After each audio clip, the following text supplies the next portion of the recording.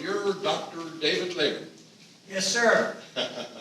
And you are the doctor that people see on Tuesday here in Independent Living. And for those of you in the audience that don't know you, you are here as a result of your contract with skilled nursing, am I right? I'm a hired gun. You're a hired gun.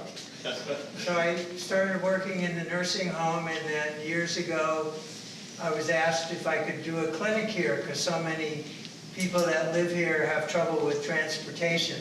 Mm-hmm. So I was delighted to be able to start my Tuesday clinic. And how many years have you served at Eschaton all told? 16 now. 16. And that's one of the reasons you're here. We're going to be having you and Reverend David Hatton, who's worked here 27 and a half years. We appreciate your service, and the focus of this is going to be service. From Spiritual Life Committee presentation, so from some of your spiritual faith communities, faith tradition. Just for full disclosure, you're also my doctor.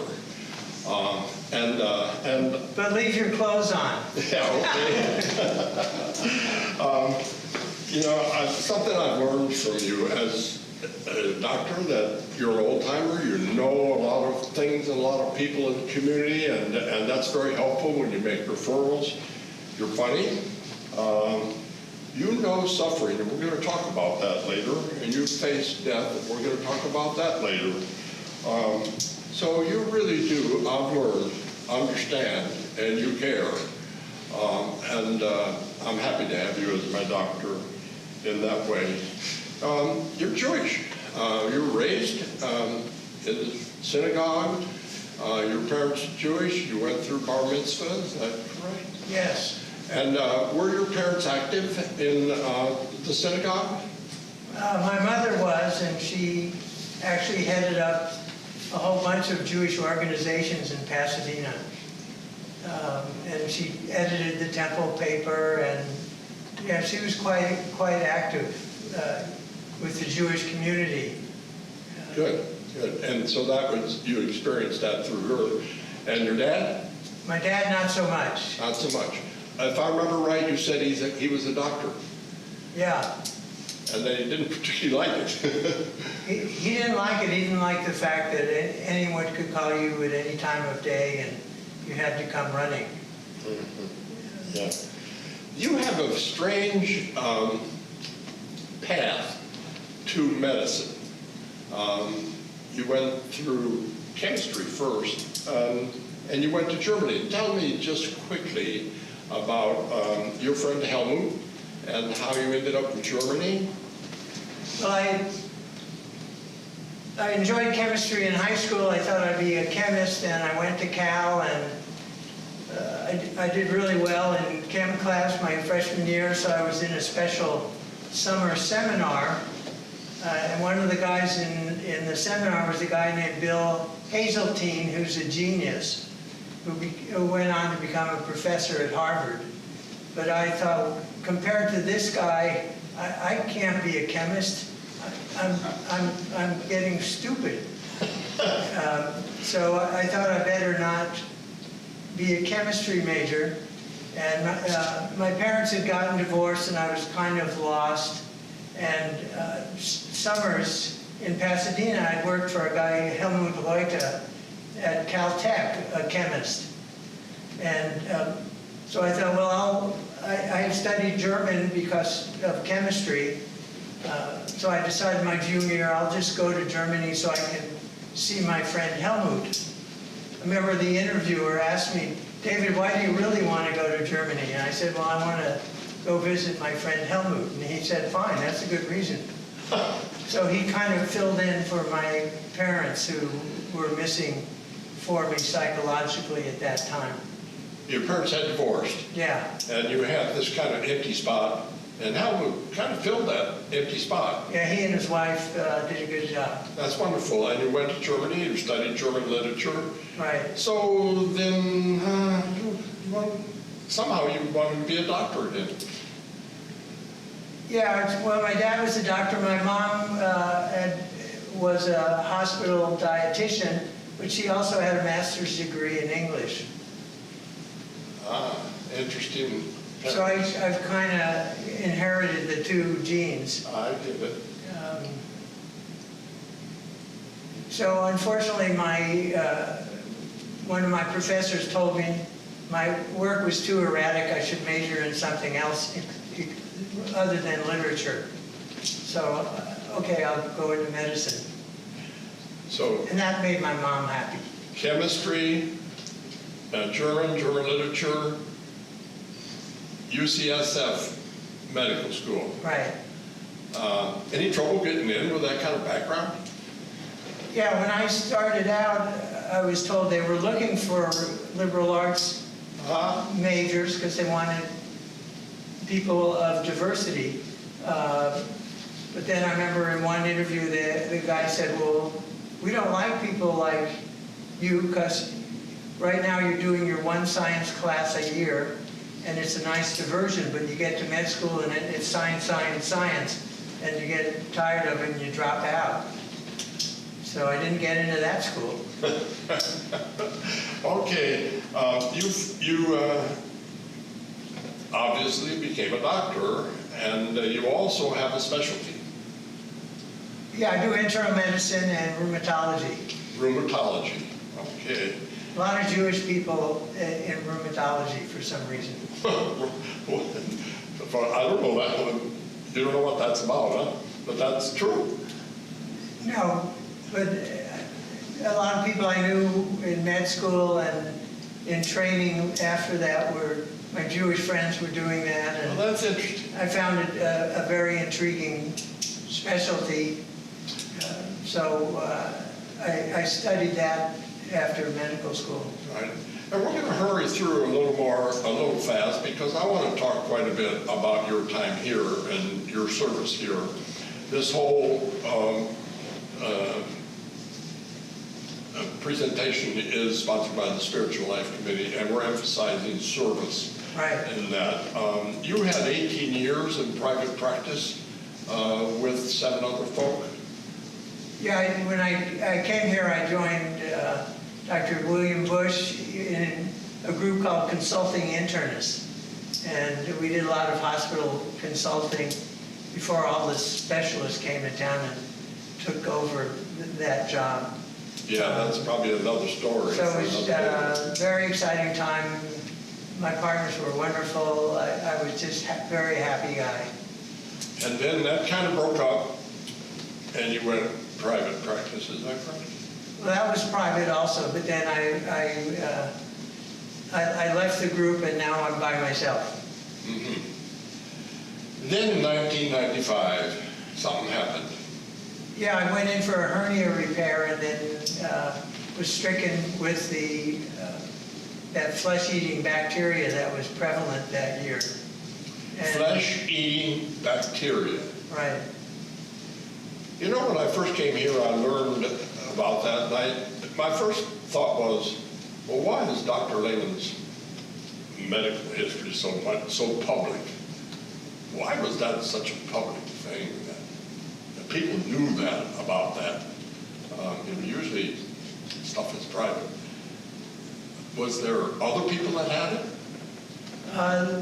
That year, I think 17 or 18 people had been hospitalized at Sutter with it, and half of them died. I see. And when I was in the hospital, a woman came in with it in her leg, and my surgeon saved her leg as he saved me, and now she's my patient after 25 years.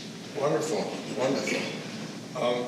Just tell us a little bit about your experience with that flesh-eating bacteria.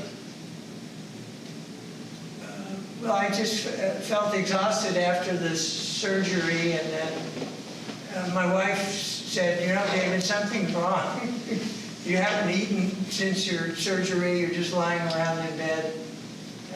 I'm going to take you to the hospital. So she saved my life. So I went in, and the damn bacteria had eaten out most of my abdominal wall, the muscle in the skin. So I had about 18 surgeries and grafts. Say that again, you had 18 surgeries and grafts. And I was on a ventilator, unconscious for 3 weeks. How long were you gone from normal daily medical practice life? I was out for a year. A year. And then I came back. It took me 4 years before I felt fully recovered energy-wise. It was interesting how long it took. Wow. So you actually were facing death with this. Some people died. Oh, yeah. That's interesting. And the worst was just total exhaustion. I'd walk from the bedroom to the kitchen, and then I had to lie down. And that took months to get over. That's amazing. You said something about a Jewish prayer when I talked to you one time, and the rabbi came. Tell me about that. So there's a rabbi now in town, Nancy Wexler, who actually does Friday night services here once a month. And my Jewish friend said, you know, Nancy is coming to visit her parents at Passover, and she does healing prayers. So we'll have her come over to the house. So she came into my bedroom and said the Misha Barak. Say that word again. Misha Barak. Misha Barak. Ask God for healing. Gosh, it's interesting to try to understand how much of you is spiritual and what things are meaningful for you. And that just was so great for me. I mean, I was surprised how much more optimistic it made me, because I got pretty discouraged there. I remember asking my surgeon, you know, Chuck, why didn't you just let me die? So you were to the point of, like Job, why me? Why don't you just take me? Well, I never had the sense of why me, because I've been doing this long enough that, you know, bad things to happen to almost everybody. But the prayer meant a great deal to you. I can tell as you talk about it. Yeah. Very meaningful to you. That's wonderful. So Nancy helped save my life, and I went on to take care of her late father, and I take care of her mother, who's in memory care here. That's wonderful. That's wonderful. You have another connection with a person here, Carrie Cohen. She taught Hebrew to your children? Yeah, I have 3 daughters, and they all had bat mitzvahs, and Carrie was kind enough to teach them all Hebrew, and I think everyone in town knows Carrie Cohen. She's an amazing person. I mentioned her because our emphasis this time is on service. And Carrie has lived a life of service, teaching Hebrew, living here. She visits people in assisted living almost every day, it seems, and she's always out there providing service as a person. So you don't have to be a doctor to provide service. The thing you missed the most, you told me, while you were sick, was music. Right. In the synagogue. Is that correct? Right. Tell me, it seems like music is a big part of your life and your spiritual life. Is that correct? Yeah, my dad loved classical music, and I remember as a kid in New York City, we had a big radio, and they let me put it in my bedroom, and I'd play it, and then I had a record player, and if I was stressed out, I would put on the Brahms Haydn variations and play that, and that was just magic for me, and it's been that way all my life. That's fantastic. Yeah, I envy you. As a person with hearing loss, I really envy that. Yeah. I'm glad to hear that means so much to you. I do want to move along because I want to talk about your work here. Right. And what that's like. It's different here. You have people that have ailments that you can't fix. I remember you fixed my trigger finger. And you said something about, you're the first person I've seen today that has something I can fix. Right. You were kind of joking at the time, but that's a real thing, working with elderly people, gerontology, whatever you want to call it. How's that been for you? I had to sit myself down one day and say, David, you're not going to cure anybody, but you ease people's lives and provide comfort and help assuage their medical issues and take joy in that. Years ago I was real upset on losing one of my patients that had become a great friend, and a mutual friend took me out to dinner and said, David, just get over it. You provided Jean tremendous comfort during these last years, and that's enough. Well, it is to us, and the people that are watching this tape, that will mean a great deal to them. And we really appreciate that there is a Jewish word for heal the world. Right, tikkun olam is the concept of repairing the world. And I always think of that in my work, that I'm bringing one patient in after another, repairing the world. One patient at a time. Yeah, it's like working in a car repair shop. And I brought one of my favorite books by Richard Selzer, who was a surgeon at Yale. And he actually wrote a book called Taking the World In for Repairs, and his medical vignettes about patients that he's taking care of. And so I love that concept of bringing patients in and trying to form some kind of spiritual union with them, because that's so much a part of healing.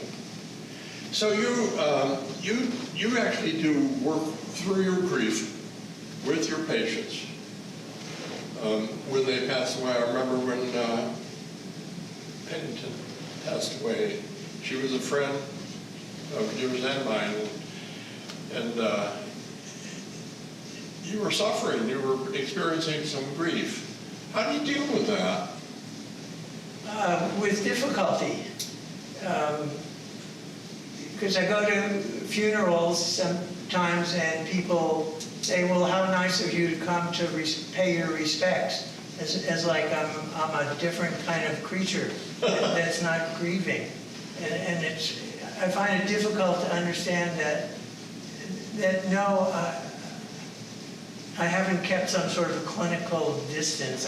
I'm grieving, and please understand that I'm suffering as well. And that's a real difficult thing for me, to have people understand that I'm a human being also. Well, I appreciate that so much. I do want to say, on behalf of the residents at Eschaton, and especially your patients, I thank you for coming here and sharing this with us. And I thank you as a patient of yours. Your sensitivity, your caring, and I think you're a great asset to Eschaton. You mentioned something that you're enjoying practice more now than ever. It's fun. Is that right? Yeah, I was talking to a patient the other day about Ozempic, the relatively new drug for diabetes and weight loss. I mean, it's the first time we've had a really decent drug to help people lose weight, and a third of Americans are obese. Excuse me. So in the last 5 or 6 years, we have Ozempic, we have other great drugs for diabetes, heart failure, kidney disease, new blood thinners. And I've always enjoyed the practice of medicine, and it's a blessing to be able to help people. But now, with all these new medicines, it's actually fun, which seems like an odd thing to say about practicing medicine. But it's so delightful. It's like, oh, you have this problem? Well, gosh, we have this wonderful new drug. No problem. Go out and go roller skating. So this is a blessing to you, and I want you to know, I mean, you're a blessing to us. Oh, thank and you. I thank you very much for taking the time to share with us, and especially to be here with us with your compassion and understanding and your skill. Thank you very much, Dr. Lehman.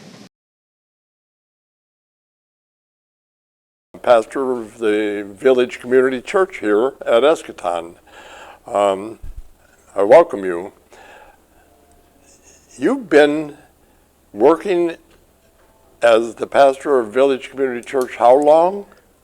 27 and a half years, started in 1996, in January of 1996. Wow, that's a long time. Part of the reason you and Dr. Lehman are being interviewed this time is to honor your service. This is a presentation of the Spiritual Life Committee, and an important part of Jewish tradition and Christian tradition is service. And we want to recognize, honor, thank you for your service as a part of this. And we want people to get to know you. A guy that's been around here for 27 and a half years, you got to know who he is. How old are you, David? I'm 72. 72. You know, just a little bit about you. You're an ordained minister. You're a registered nurse. You're a poet. You've authored how many books? 8 or 9. I can't 8 or remember 9 now. books. You lived in a Christian commune. During the Jesus People movement, that movie that just Jesus came out, that we were in that. Sort Yeah, of, I'll be in a darned. way. And the husband of Rosemary. You are the father of 12 children, grandfather of 19 grandchildren and 3 great-grandchildren, and you are the teller of many corny jokes. You said it. But that's an amazing list.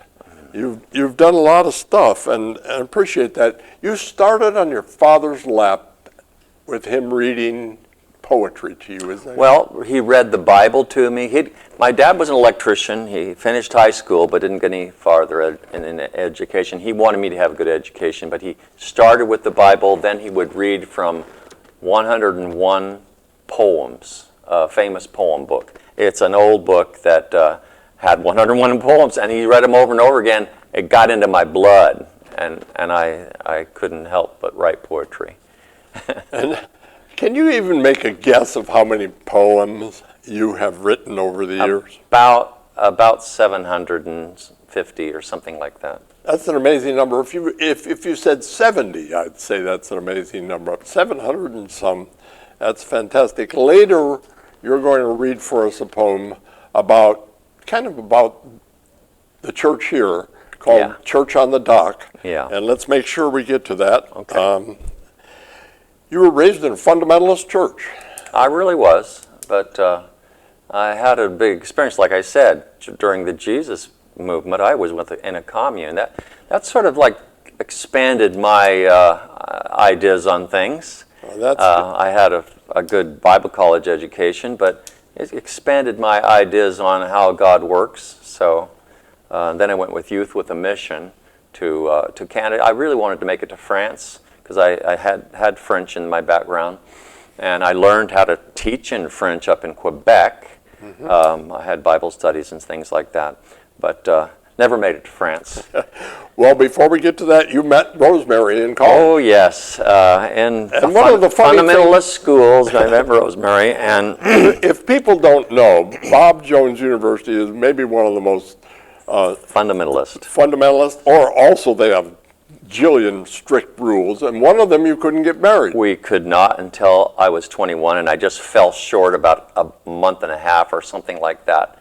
And so we went to another school, finished out there that accepted us, and then went to, I was going to seminary, but it just did not pan out for me. And some people from the Jesus movement really impressed me about the depth of their spirituality that I didn't have. And so that's what really blessed me, both in the group called Gospel Outreach in Northern California and Youth with a Mission in Quebec.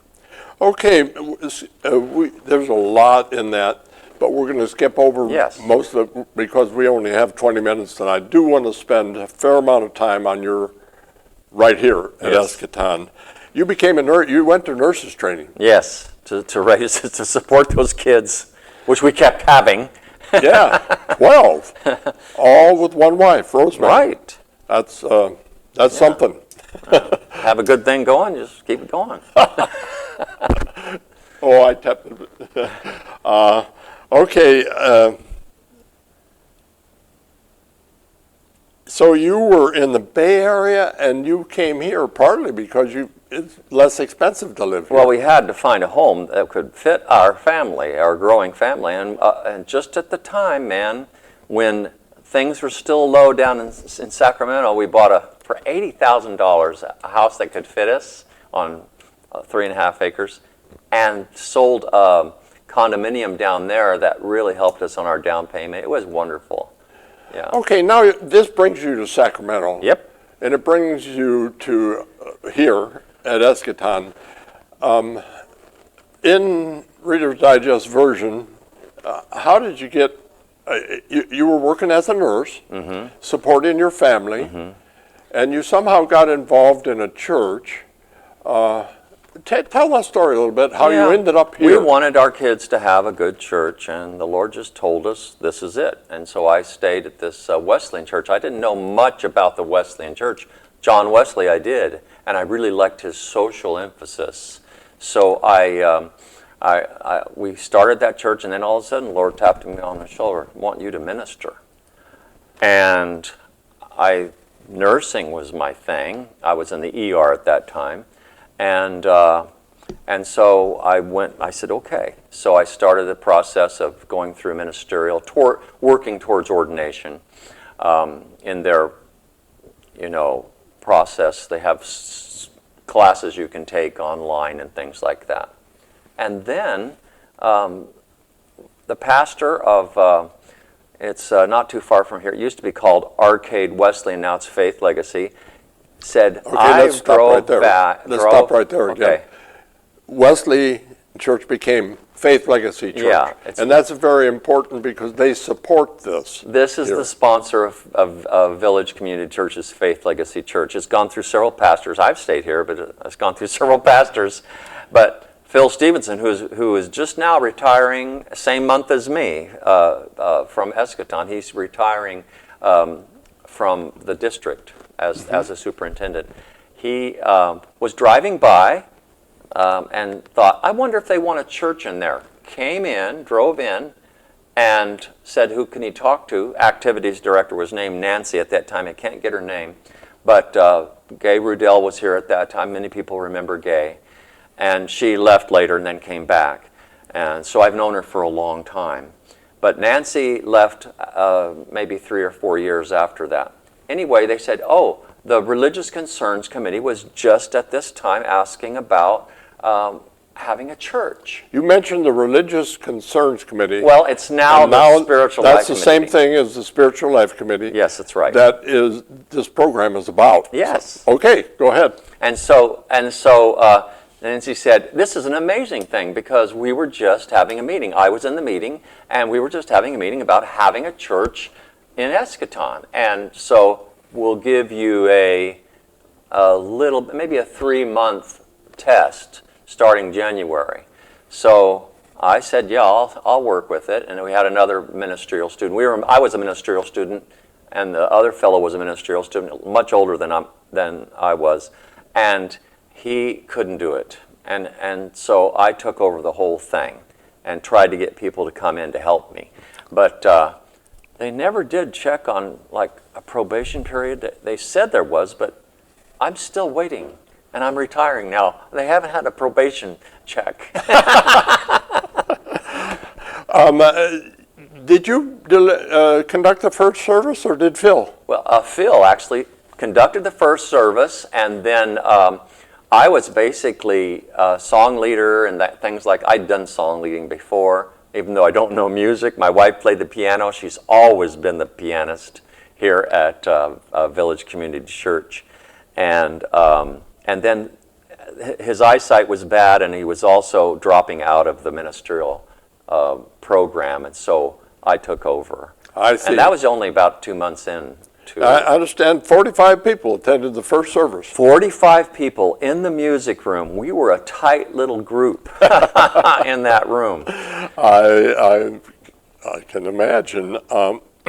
Excuse me. It's always been there in the music room. In the music room, but as people began to, have the problems that people do who are here at this facility, many started moving over to assisted living, skilled nursing, memory care, and we decided what we would do is to start another service, a shorter service over in the foyer area in front of the dining room over at assisted living. And we did that for several years, and until the lockdown, until the pandemic. COVID interfered. COVID interfered a great deal, and we lost a lot of people too during that time. Yes. Not just from COVID, but from During that period of They time. moved away from here and everything too. So, Yeah. I want to mention something because people might not understand this. It is not Eschaton Village Church. No, it's It is Village Community. We Village started Community that way Church. though, and they said, no, you got to take that name off because you're not really part of us, and that's And fine. this service that you provide here is not an Eschaton service. This is primarily supported and paid for by Faith Legacy Church, and Eschaton allows you to use the music room. I would say not paid for, because basically the giving, the offerings that come from this congregation has always, I've never taught on giving in this congregation. Everybody here are great givers, and the giving part is to pay the stipend, pay the office for making bulletins, and everything else that paraments and everything else that we've had has come through the offerings of the people here at Eschaton. We seem to have skipped something. Somewhere in there you got ordained. I did. I finally made it through and got ordained. And but to me, the calling of God, we talked about this earlier about being a servant. That's the deal. That's the real deal, being a servant. You have a team. Yes, I do. And I don't want to fail to recognize them. We are recognizing you because you're retiring from here. And tell us real quickly about the team. The team presently is Susie Vion, who preaches most of the time along with me, or has been in the past year and a half,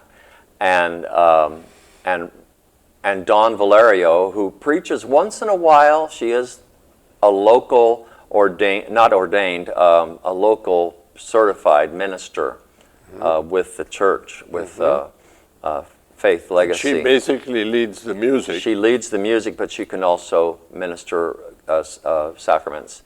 And my wife, Rosemary, she's the pianist, and she's very, very important. Oh, I tell you, the music room is, for a person who's hard of hearing, myself, is the best room in the whole facility. And hearing her play the piano is a worshipful experience for me. She is fantastic. Is she going to continue? She's going to continue. She said, and she's going to continue to bring roses. My wife has become a rosarian. She really knows roses. She takes care of roses out at Roseville Historical Society. Has a display thing. So no, she's going to stay, and I think she's going to continue to give roses out on Sunday. Okay. So we have Dawn, Rosemary, Susie. It's going to continue, and you're. There's a young man that's He came here a long time ago when he was 11 years old to give his testimony. Well, this little young fellow, he still has enthusiasm. He wants to come and serve. So right now he's helping with set up and tear down, because we sort of set up with paraments in the music room and then tear down afterwards. And he's helping with that. He reads the scripture. He's very enthusiastic, but he's only 17 years old now. No, we were looking for someone a little older with more maturity, but I have to tell you, it is tough to find people who they don't understand. Working with older people is exciting, and they don't understand it. They want to work with young people. I did when I became a ministerial student. It was the idea of young people, but you know, I fit into the niche here really well. Okay, our time is running short, but I want you to talk about that. How do you mean the joy of working with older people? They're so interesting. They have they have experiences. They have life knowledge that they can share. And I try to we have a sharing time during our service. I wish more people would share some of those things that they remember. Maybe we'll have to do that over the time. But I hope that whoever takes over after me doesn't get rid of that sharing time. It's a very important time. But anyway. Yes. Also, two things I want to touch on. You're not well. Oh, no. I have fourth stage prostate cancer. I have an undiagnosed heart problem. They've done all the tests they can, they say, and they can't find out why I get this rapid heart rate. And the neurologist told me that my legs and weakness in my legs has been from the radiation, the gift that keeps on giving, he said. And so I've lost a lot of my gait and strength in my legs. Yeah, and you have good days and bad days. And I do have. Thankfully, this is a good day. Yeah, this is a good day. That's fantastic. It really is a good day. You wrote a poem about this church. People ask, well, you're staying there a long time, David. How is your church? And I say, well, most of my church is they just come through and they go up. But I wanted to make a metaphor. You know, a poet likes to make a metaphor. Read it for us. So I actually did not write this until a few weeks ago, and a month ago or 2 months ago, and it was really the time for me to say, hey, I've got to realize what's happening to me. I'm having to back out of this. Anyway, this is what I would tell everybody. I would say, oh, our church is Church on the Dock. And that's the name of this poem. My ministry has been beside the sea. My church, small congregation on the dock that sits within a bay's security. Unique's my tale about this tiny flock.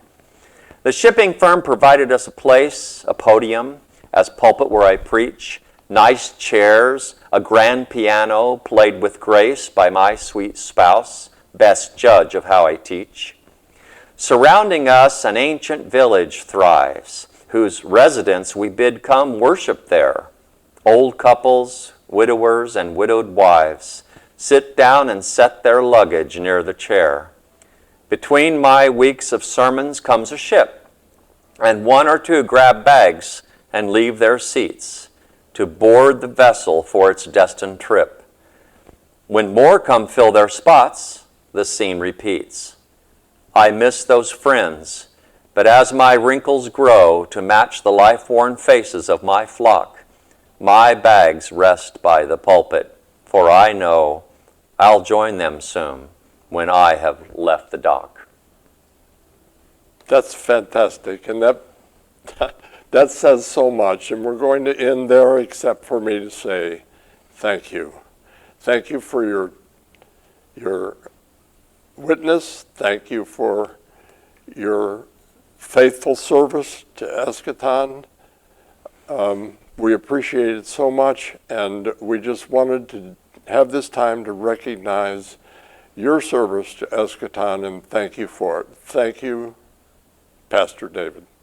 Thank you, and God bless you, Bob. You too.